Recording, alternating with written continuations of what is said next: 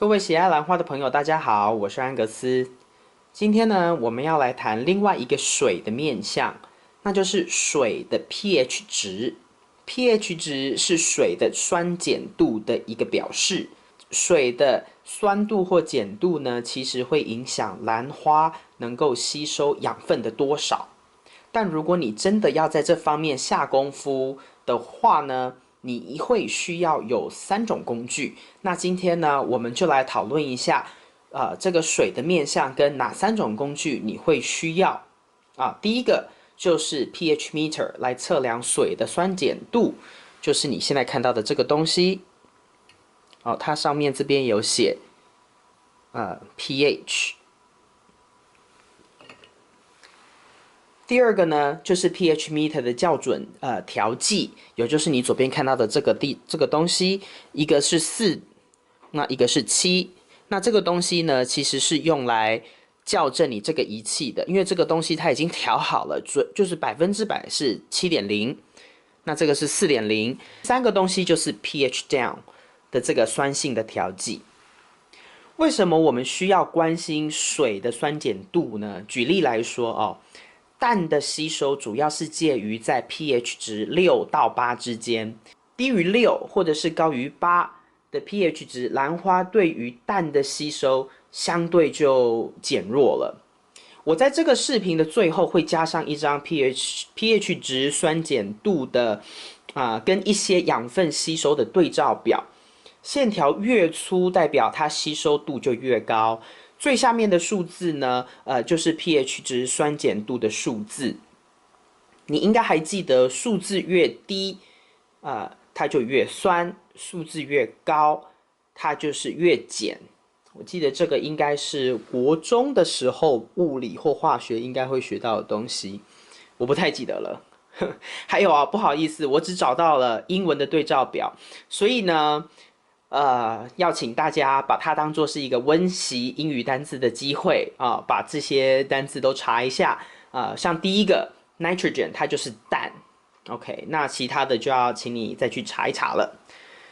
好，所以你可以用那张表呢，依照这样的概念去以此类推，其他养分在什么酸碱值的吸收会比较好，然后你呢自己抓一个你已经加入肥料之后的软水的 pH 值，注意这里是已经加入肥料的软水因为肥料呢一般会再降低原先的酸碱值当然啦，如果你真的对兰花有兴趣的话，然后你也想要在这个方面多琢磨多加深入去了解，然后如何能够真正利用这个水它本身的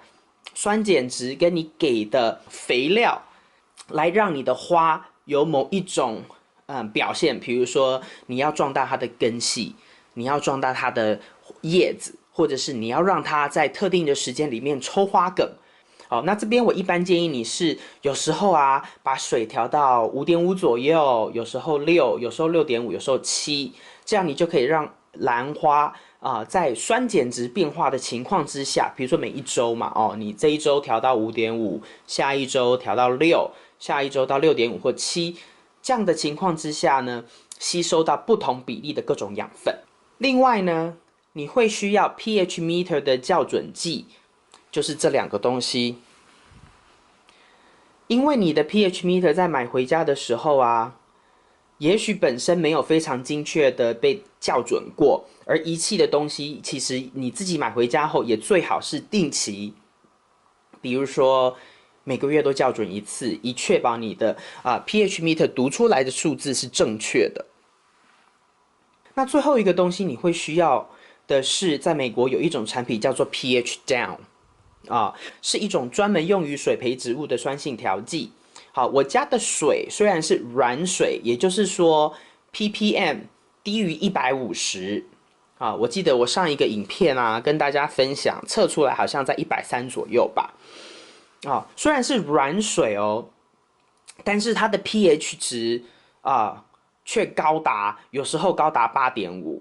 这个呢是我在家里面自来水水龙头里面取出来的自来水，它现在呢正在测它的 pH 值。目前呢，它的 pH 值大家可以看到，差不多在8.7左右。它还会一直数字还会一直变化，所以一般来说，你应该要放在那边放个几分钟，让它数字稳定，才会是它正确的 pH 值。那一般来说呢，我呢都是用这种小滴管，你看我这边还写一个 pH down， 就是要确保我就是一直用这一支来取啊，它可能比如说一次1cc 加到我的水桶里面去，已经调好肥料的水桶，测它的 pH 值之后 ，ppm 值也测过之后，我来开始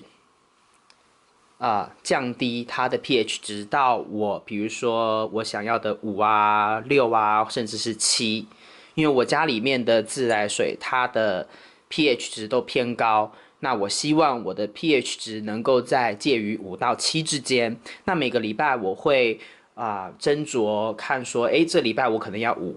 那下个礼拜我可能就6，然后再跳回来5.5，再7，然后6.5，这样我能够增加兰花在不同 pH 值情况下吸收到不同的养分。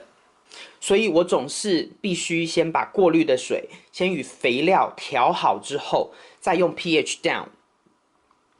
好，去把这边的数字降到我想要的数字。当然，我这个东西都是用滴管，因为这个东西浓度很强，每一次都是用滴管，慢慢的滴到我所有调好的水里面之后，我再用这个再去测它的 pH 值。以上呢，这个是我对于水培与半水培兰花在水上面的一个分享，希望对你们有所帮助。